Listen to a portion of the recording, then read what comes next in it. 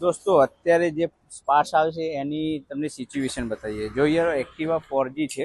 Activa 4G ચીપિયો આખો અહીંયાથી તૂટી ગયો છે. જુઓ, આખો ચીપિયો અહીંયાથી તૂટી ગયો છે, કેમ કે સાવ કાટ લાગી ગયો છે ને આખો અહીંયાથી આખી ગાડી રસ્તામાં ઊભી રહી ગયેલી અને ટોઈંગ કરીને અમે લાવ્યા છીએ અને આખી ગાડીની સિચ્યુએશન ખાવ ખરાબ થઈ ગઈ. તમે જોઈ શકો છો, મજગાડ બી એટલો સડી ગયો છે. એટલે વધારે પાણી ના વોશ ગાડીને ના કરાવી.